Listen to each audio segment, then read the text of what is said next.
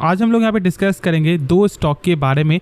पहला यहाँ पे IRFC और दूसरा यहाँ पे है अदानी पावर। तो अंत तक देखो, स्टार्ट करते और समझते हैं पहले हम लोग यहाँ पे IRFC के बारे में। तो आज यहाँ पे 7.5% तक का गिरावट जो है दिखाई दे रहा है। और यदि हम लोग यहाँ पे चार्ट को देखें तो ये चार्ट ही बता रहा था कि ये कंटिन्यूस आपको डाउन ही जाते हुए दिखाई दे रहा है, क्योंकि देखो साइडवेज तो यहाँ पे चल रहा है लेकिन ये कंटिन्यूस आपको डाउन की तरफ ही जो यहाँ पे बढ़ते हुए दिखाई दिया। ठीक है, हम लोग आपको ये डिस्कस करेंगे, लेकिन उसके बाद फिर एक चीज़ और जानेंगे जो आप लोग यहाँ पे जानना चाहते हो, मतलब कि यहाँ पे क्या बाई करना चाहिए या फिर हम लोग यहाँ पे होल्ड करना चाहिए या फिर हम लोग को यहाँ पे सेल कर देना चाहिए। तो ये सब पॉइंट तो हम लोग यहाँ पे डिस्कस करेंगे, लेकिन पहले आज का हम लोग कुछ डाटा आपको चेकआउट करते हैं। तो यहाँ पे क्या दिखाई दे रहा है कि भाई आज के दिन जो है ना 37% का आपको जो डिलीवरी पोजीशन यहाँ पे दिखाई दे रहा है। और फिर उसके बाद देखो एक बार इसका आफ्टर मार्केट ऑर्डर, तो यहाँ पे सेल का जो क्वांटिटी है ना वो यहाँ पे 60,390, मतलब कि यहाँ पे लोग जो है सेल करते हुए दिखाई दे रहा है। मतलब कल भी कहीं ना कहीं थोड़ा सा प्रेशर यहाँ पे दिखाई दे सकता है। देखो ये एक रिपोर्ट है, ठीक है, और इस रिपोर्ट की वजह से ना स्टॉक अच्छा खासा यहाँ पे टूट चुका है। तो क्या हम लोग को यहाँ पे स्टॉक को बाई कर लेना चाहिए? अब एक चीज़ और जान लो कि ये न्यूज़ क्या है, क्योंकि ऐसा हो सकता है शायद बहुत लोग यहाँ पे ये न्यूज़ के बारे में नहीं जानते होंगे। तो कल के दिन यहाँ पे क्या न्यूज़ आता है ना कि सरकार यहाँ पे ला सकती है OFS यानी कि ऑफर फॉर सेल, और जो लगभग यहाँ पे आपको 11.36%, मतलब यहाँ पे 11.36% स्टेक यहाँ पे सेल कर सकती है। और इस न्यूज़ के बाद जो है आज के दिन आपने देखा कि 7% तक स्टॉक आपको टूट गया है। तो देखो ये फिलहाल तो रिपोर्ट है, लेकिन हाँ ये आज नहीं तो कल आपको ये आते हुए दिखाई देगा, क्योंकि एक नियम होता है जो यहाँ पे 75% से कम का होना चाहिए प्रमोटर स्टेक, लेकिन ऐसा यहाँ पे दिखाई नहीं दिया। और इसलिए आज नहीं तो कल ऐसा कुछ आपके साथ यहाँ पे होने वाला था ही। और जो ये न्यूज़ जो है ये फिलहाल अभी यहाँ पे एक इशारा दे रहा है, क्योंकि आप जानते हो कि आपको हाल ही में जो यहाँ पे RVNL का भी OFS आते हुए दिखाई दिया। तो स्टॉक अभी फिलहाल एक साइडवेज एरिया में चलते हुए दिखाई दे रहा है। लेकिन मेन आपका होता है कंपनी का बिजनेस, और जब कंपनी का बिजनेस जब आपको पसंद आ जाए ना तो फिर जितना गिरावट होगा वो आपके लिए एक बाइंग का अपॉर्चुनिटी साबित होते हुए दिखाई देगा। खास तौर से देखो इसका जो क्वार्टरों का नंबर आया है वो आप जानते हो कि जो सेल्स में यहाँ पे ग्रोथ है, लेकिन प्रॉफिट है वो यहाँ पे कमी आते हुए दिखाई दिया, और इसलिए मार्केट ने यहाँ पे रिएक्शन भी लिया था। लेकिन इसके बाद भी ये स्टॉक आपको लगातार चढ़ते गया। और यदि हम लोग आपको एक बार चेकआउट कर लेना तो देखो यहाँ पे एक मंथ के अंदर अभी भी ये 45% से ज़्यादा का जो रिटर्न दे रहा है, लेकिन 5 दिन के अंदर में ये अभी फिलहाल अब 5% तक का जो है डिस्काउंट में मिल रहा है। तो इसके बारे में जानने से पहले कि बाई करे या फिर सेल करे, लेकिन एक चीज़ यहाँ पे आप ज़रूर से जो है जान लेना कि कंपनी ख़राब नहीं है, कंपनी का बिजनेस भी ख़राब नहीं। और आप जानते हो कि मैंने कल भी आपके साथ शेयर किया था कि यहाँ पे जो अश्विनी वैष्णव जो हमारे भारत के आपको रेलवे मिनिस्टर है, उनका ये साफ तौर से बोलना है कि हम लोग यहाँ पे 32,500 करोड़ जो है इन्वेस्ट करने वाले हैं। कहाँ पे? वो यहाँ पे इन्वेस्ट करने वाले हैं अपने रेलवे विजन में। देखो साफ तौर से इनका जो किलोमीटर ऑलमोस्ट आपको 2000 प्लस से ज़्यादा किलोमीटर जो यहाँ पे ऐड कर रहे, जो मतलब पहले जो यहाँ पे प्लान था वो तो था ही, और यहाँ पे 2000 किलोमीटर और बढ़ते हुए दिखाई दे रहा है। और इसमें आपको जो 7 स्टेट शामिल होगी, जैसे कि यहाँ पे गुजरात, बिहार, झारखंड, यूपी, और इनमें पूरा जो है एक चैन बनते हुए दिखाई देगा। देखो अभी भी ना बहुत सारे जो स्टेट में आपको रेलवे का सुविधा नहीं है। यदि आप बिहार जाओ, यदि आप झारखंड जाओ, यदि फिर आप यहाँ पे यूपी जाओ, तो आपको 50 किलोमीटर तक यदि आप जाते हो उसके बाद भी आपको जो रेलवे स्टेशन देखने को नहीं मिलेगा। तो यहाँ पे लोगों का प्रॉब्लम था, जो यहाँ पे धीरे धीरे ये पूरा होते हुए दिखाई देगा। और ये जो सारा जो फाइनेंस करेगी ना वो यहाँ पे IRFC करेगी। तो भाई मेरे हिसाब से जो यहाँ पे आपको मेरा पॉइंट ऑफ व्यू है, सरकार आज नहीं तो कल स्टेक सेल करेगी, लेकिन ये इसका मतलब ये नहीं होता है कि यहाँ पे कंपनी खराब है। नहीं, अरे भाई सरकार तो कोई भी कंपनी, जब मान लो आपने ही जब स्टॉक को बाई किया होगा, ठीक है, तो आपका विजन क्या था कि भाई आपको प्रॉफिट कमाना था। तो भाई सरकार भी जब इससे पैसा लगा रही है, मान लो जब सरकारी कंपनी जो भी है, तो सरकार तो चाहती है कि भाई जो उसको एक अच्छा प्रॉफिट यहाँ पे निकल के, मतलब उनके लिए तो यही आपको विजन होता है ना। तो बस जब यहाँ पे सरकार स्टेक सेल करेगी, प्राइस यहाँ पे डाउन जाए, क्योंकि यहाँ पे 11% स्टेक है, लेकिन फिर उसके बाद कंपनी धीरे धीरे करके वो उस प्राइस से भी ऊपर जाते हुए दिखाई देगा।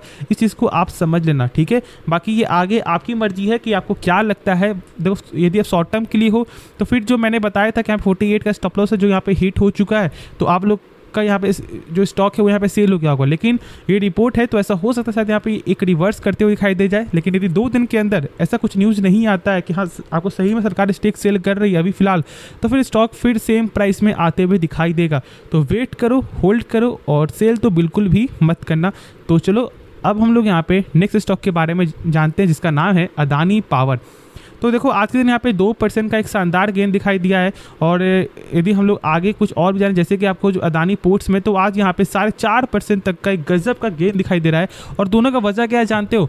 दोनों का वजह एक साफ तौर से यही है कि यहाँ पे जो है कंपनी, मतलब यहाँ पे प्रमोटर ने अपना स्टेक जो है बढ़ाया है, खास तौर से अदानी पोर्ट्स में, क्योंकि यहाँ पे 2% का स्टेक यहाँ पे गेन होते हुए दिखाई दिया, जो मैंने शेयर किया था कि यहाँ पे 2 प्रमोटर्स ने यहाँ पे स्टेक को मतलब यहाँ पे ऐड किया है। और जानते हो कि यहाँ पे अदानी पावर में क्या न्यूज़ था कि यहाँ पे स्टेक सेल होते हुए दिखाई दिया, जो मैंने कल के वीडियो में आपके साथ यहाँ पे शेयर किया था।